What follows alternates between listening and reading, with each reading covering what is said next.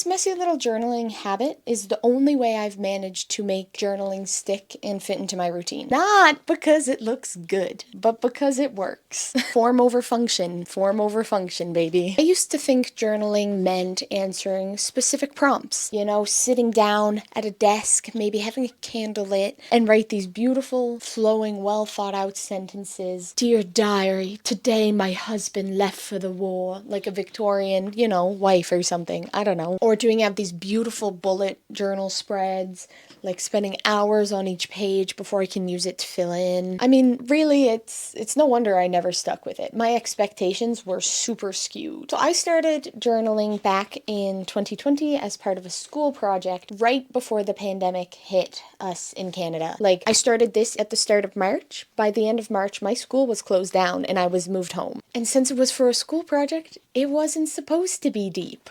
Or maybe they wanted us to be deep, but I'm not showing my actual journal to my professor. We're not that close, okay? But it was fortuitous timing and it did help. I admit it did help. So I kept going and I'm now on my third journal. And it's not a daily habit. I don't journal every day. I don't need to journal every day. I go through periods of time where I certainly journal more than others, but rarely is it a daily occurrence. A couple of times a week, a couple of times a month, and that's enough. There's no pressure. There's no rules. There's no set amount of times I aim to do it. I just pick it up when I need it. It's just getting things out of my brain so I don't have to carry them around. It really is a catch-all journal in terms of things that I actually write. There really is no method to this madness.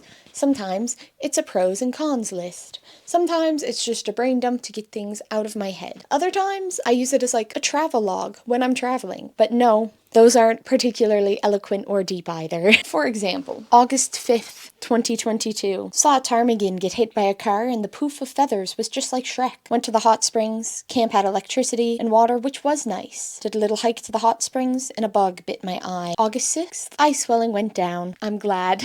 I swear also not all of my journaling is also like that. Like, I'm not just talking about Shrek. There are actual thoughts in my head that are important to put down on paper. Sometimes it's snippets of poetry. I like poetry. I've written ideas for stories. But the best part about writing like this in a very inelegant way is I have all the pictures, I have the videos, the video diaries I leave for myself, and then I can look back and see like what silly little thought was actually going through my head at the time, like unfiltered, not polished up to present to anyone in any way. It's not glamorous, but it is grounding.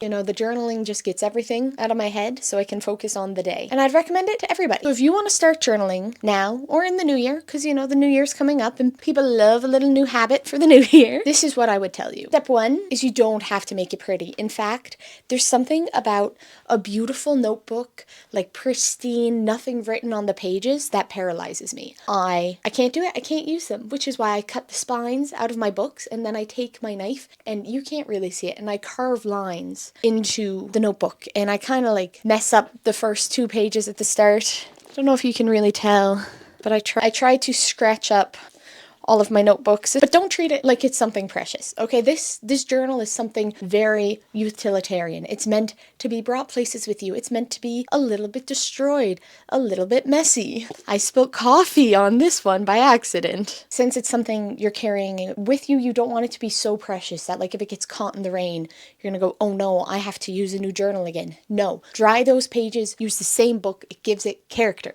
And since you're gonna just destroy this and wreck it, use something cheap. These journals, I've been buying the same journal type from Walmart. Every time one runs out, I just go pick up a new one. It's from Walmart, who cares? We're not making it cute, we're making it useful.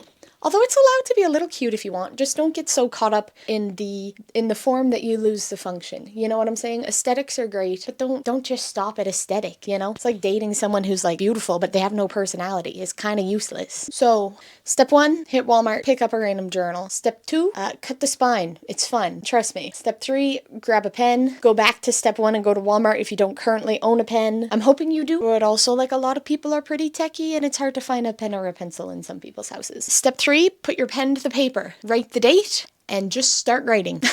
I write in an abhorrent mix of cursive and shorthand. At the start, you can set a goal for how much you would like to journal. I was supposed to journal, I don't even remember how many times it was for school. Like, I think it was supposed to be every night, but realistically, I might have done it like every night for a week, and then just it kept getting more spaced out, seeing as how I couldn't turn it in anymore because I was in a different province, to when I felt like it, when I needed it. And if you don't know where to start, it is okay to use a prompt, you know? Like I said, I use it as a catch-all. You can start by saying, I've decided to start journaling again. I think it's kind of dumb, but I'm going to try and make it work this time because of XYZ. You could start with a more sensible prompt. Is there anything that happened today that you don't want to forget? I was serious when I said I once wrote about how good an apple I ate was. Easiest place to start is just start at the beginning. Say things that were happening in your day. Dump things that were on your brain. Set a timer for 10 minutes or 5 minutes if 10 minutes is too much. And just start writing a stream of consciousness of whatever is in your head. It's kind of awkward and clunky at first, I will admit, but eventually you just kind of get into the groove of it, and it becomes easier each time you do it. And I find when things are going well, sometimes I journal less. When things are going less well, I journal more. Or not even that I journal less or more, but sometimes I journal about different things, you know? Yes, what I'm really trying to say is that journaling doesn't have to be beautiful to be life-changing. You don't need fancy spreads or stickers or tape or to go out and spend $100 on pens for your new journaling hobby. It's just a place to put things that you don't want to carry with you anymore, so you can put them up on the shelf. You don't even have to go back and look through them ever again if you don't want to. I do sometimes, because it's fun to see what you were doing this day last year. It's fun to see how far you've come from where you were, or sometimes I'll make a decision and then a little while down the line I'll go, why the hell did I do that?